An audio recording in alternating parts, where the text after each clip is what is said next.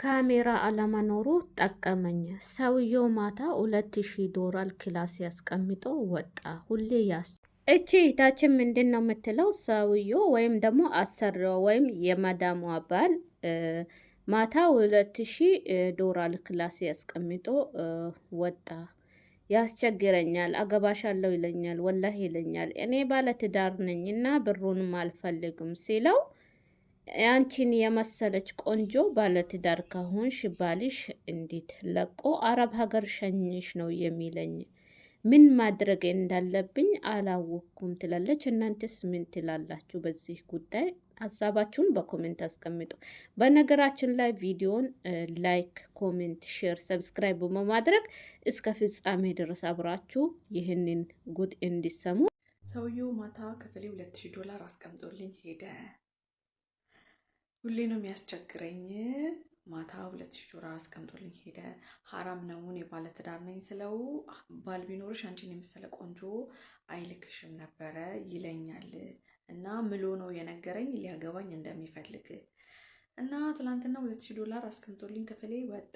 ለጓደኛዬ ሳማክራት 500ውን ለባልሽ ላኪለት ብላ ቦለከችኝ እና ምን ይሻለኛል ግራ ገባኝ። ምን ላድርግ? የኔ ደሞዝ $200 ነው ብላለች። እና አንቺ ግራ ከገባሽ ህዝብ በመድረሻ ቃላ ግራ መጋባት አለበት። ግራ ታጋቡን እንጂ። እና ልጅቷ ግን ቆንጆዬ ናት። ማርያምን የምሬን ነው። ልጅቷ የምር ቆንጆዬ ናት። እና ሌላ ምን ልላችሁ ነው የምፈልገው መሰላችሁ? ግራ ታጋቡን የፈለጋችሁ። አሰላም አለይኩም ወረህመቱላሂ ወበረካቱ። ውድና የተከበራችሁ የቻናሌ ቤተሰቦች እንደምናችሁ፣ በያላችሁበት የዓለም ዳርቻ ከእናንተ ጋር ይሁን ብያለሁኝ።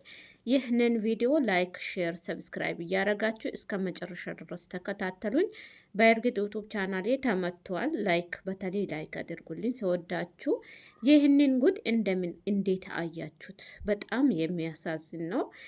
ልጅቷ ባለትዳር ናት። ሀገር ቤት ባሏ አለ። እሷ እንደማንም ስደተኛ ሰርቼ ተለውጬ ወደ ባሌ ይመለሳለሁ ብላ ነው አረብ ሀገርን ያቀነችው። ግን አላማዋን የሚያስሂድ አላማዋን የሚያዋዛግባት የመዳም ባል በየቀን ልትቀን የሚያስቸግራት እንቅልፏን ያነሳት አሁን በአሁን ነይ ብሎ የሚያስቸግራት ልክስክስ የሆነ አረብ ገጥሟታል ማለት ነው።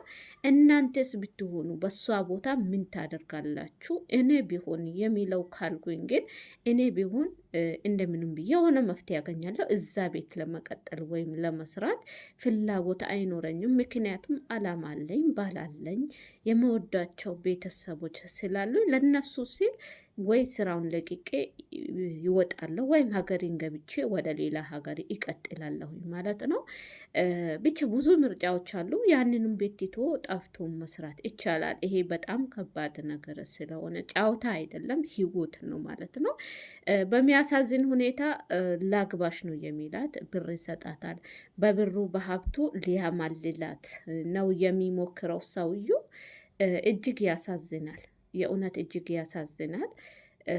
አላማ አለን፣ ትኩረት አለን፣ ህይወት አለን፣ ማንነት አለን። በራሳችን እንድናፍር በራሳችን ዝቅ ብለን እንድንኖር የሚያደርጉን ብዙ ሰዎች አሉ። ከሀገራችን አንድ ብሎ እስከ አረብ ሀገር ድረስ ተከትሎን እንደዚህ አይነት ነገር ይከተለናል፣ በሄድንበት ሁሉ ይከተለናል። እና ራሳችን ለራሳችን መፍትሄ አድርገን ማንንም ሳንጠይቅ ማንንም ሳናማክር በራሳችን እድል አድርገን መንቀሳቀስ። በነገራችን ላይ ይህ ነገር አዲስ አይደለም። ብዙ ልጆች ብዙ እህቶቻችን የመዳም ልጅ አስቸገረኝ፣ የመዳም ልጅ እንቅልፌን አሳጣኝ፣ የመዳም ወንድም ደፈረኝ፣ የመዳም ወንድም ሁሌ ይጠይቀኛል የሚሉ ብዙ እህቶቻችን አሉ።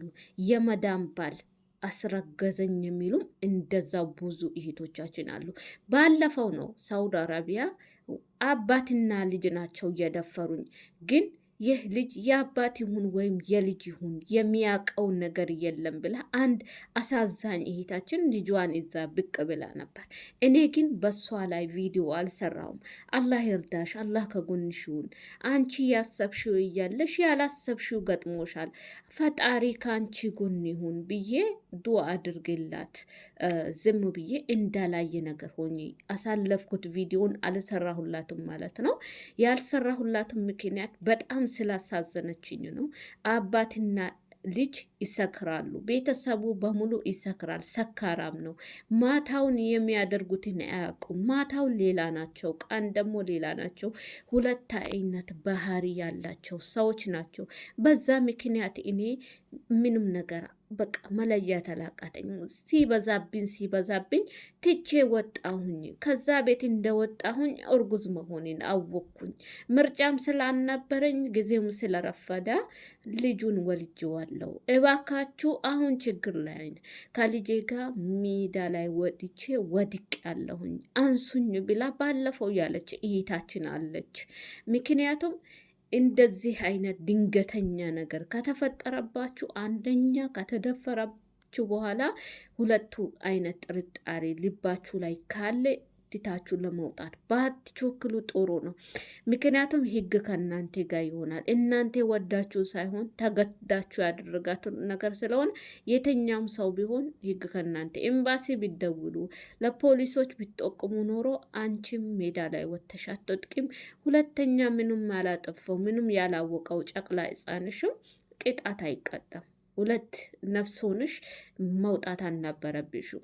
እና ምንድነው እንደዚህ አይነት ነገር ያለበት ቤት መጀመሪያ ቶሎ ብላችሁ እንደዚህ አይነት ነገር ሳይፈጠር በራሳችሁ እርምጃ መውሰድ አለባችሁ። አንደኛ መጥፋት፣ እኔ መጀመሪያ ባወራሁት አንደኛ መጥፋት፣ ሁለተኛ ደግሞ እንደዚህ ህጋዊ ሆናችሁ ሄዳችሁ ከሆነ ቤት መቀየር ትችላላችሁ።